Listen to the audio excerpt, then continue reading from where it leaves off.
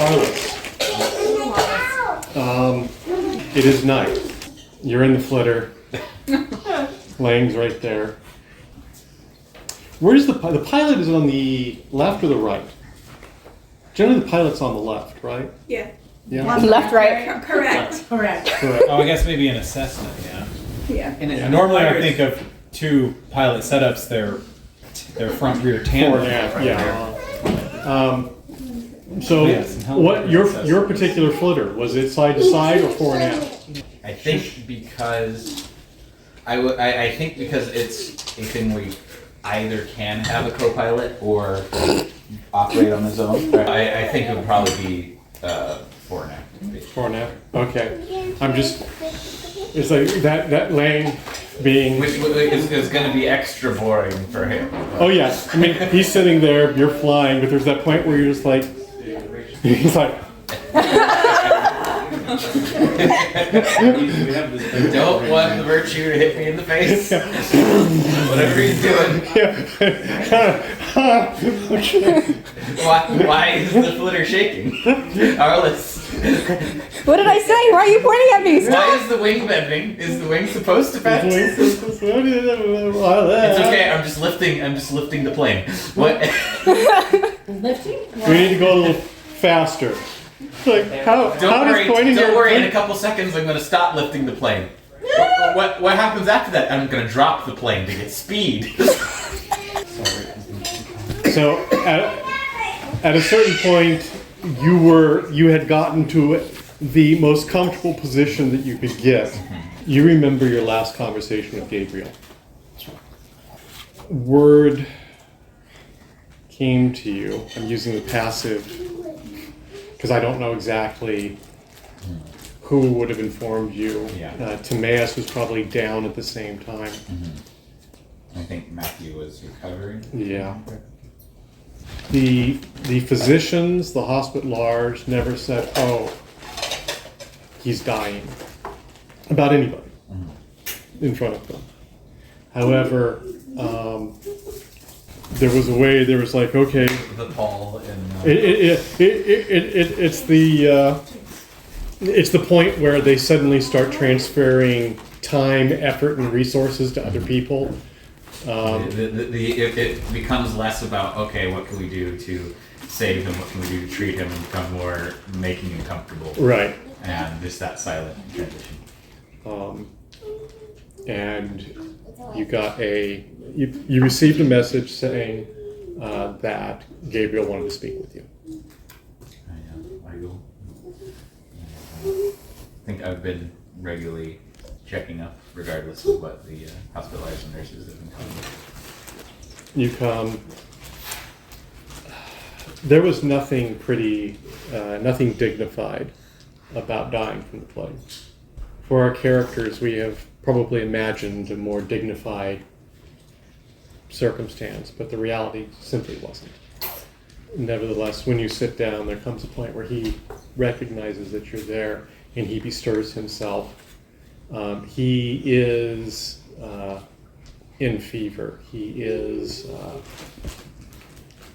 not yet reached the stage of final fever, but he is losing the fight. He says, General Aquila, I don't know if we'll have another chance at conversation, but I wanted to know, is there something you need to ask of me?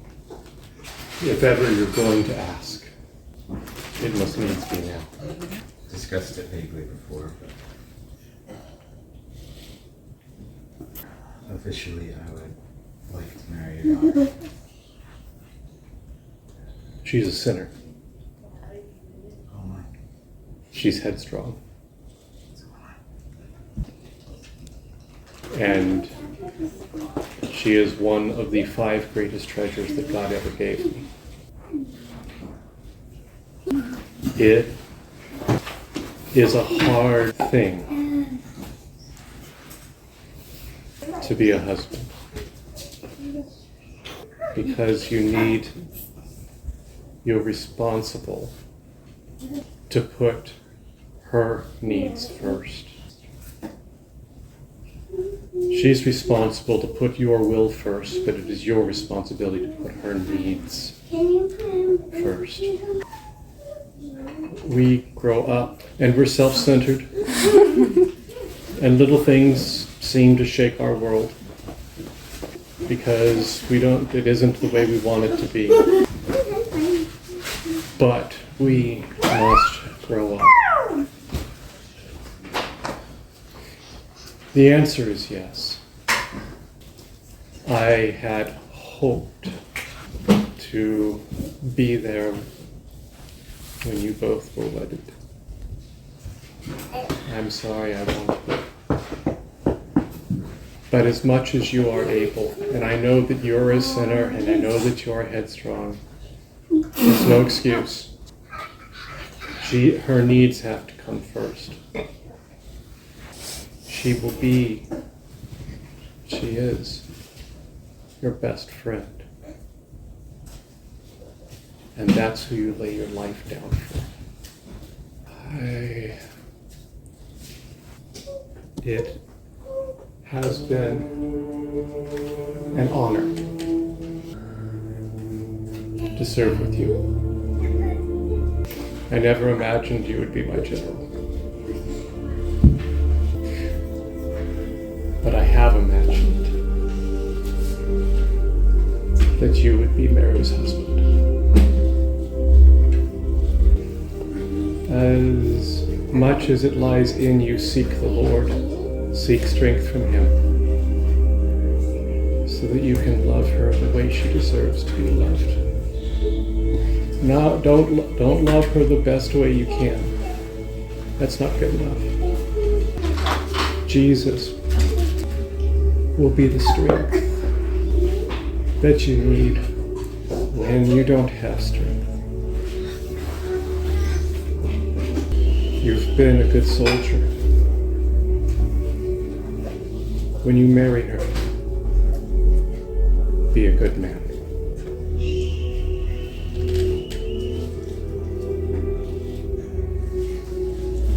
There's probably some nurse that would object if don't know better yet.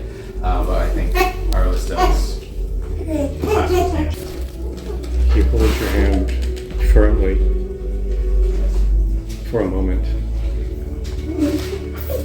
and then lays his hand back on his coverlet and lays back and closes his eyes.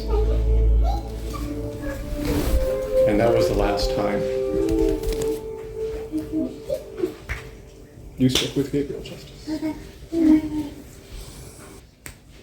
You're over. There comes a moment when you come off the mountains, when suddenly that drop allows you to accelerate over the fields of Elena. Probably not particularly happy sounds coming from the back. He did find the little bag. There are extras, don't worry about it. You're over Elena. Know that Tamorin is not that long away. To your right, in the darkness, you know there's Blooming, which reminds you of your home where you grew up, and reminds you of your sister. What time is it right now? It is approaching midnight. I think if she's awake, I'm gonna give her a call. If she's not awake, I'm gonna leave a voicemail. But I'm going to call her. Artemis, it is up to you to decide, for there comes a ring on the halo. That is from Arlis. And so I do not know what rules you have in play, what time she normally goes to bed, and whether or not you have ring through or whatever set up. If Arlis calls, I answer. What? Arlis calls. You answer. How are you doing? Are you okay? Yeah, I'm making it. How are you? Not good.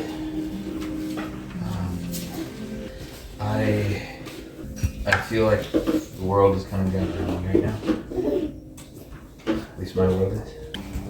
Mehru has the plague. It looks like it's. I was in the middle of negotiations when I heard. And, what little updates I'm hearing. Sounds like I couldn't have left at a worse time. I don't know what's gonna happen over the next few days. I don't imagine things calming down. And I went to war to protect 3 people. And only 3.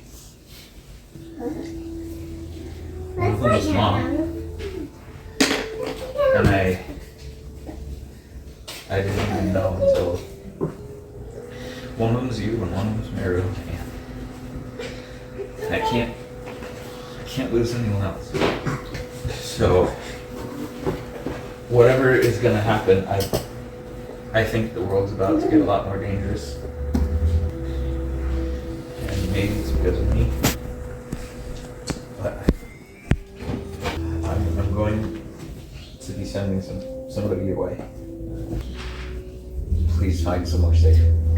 Somewhere you can trust, somewhere who won't be a target for anybody. Not the realm, not for the dragons.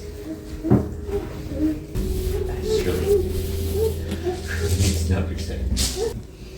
Please. I love you. Not everything can be fixed. But if it can be, it will. Thank you. And I think he lets Lange in. Okay. And I think there's a little more bending of the wings. our camera slips outside as we see the flitter push into the night.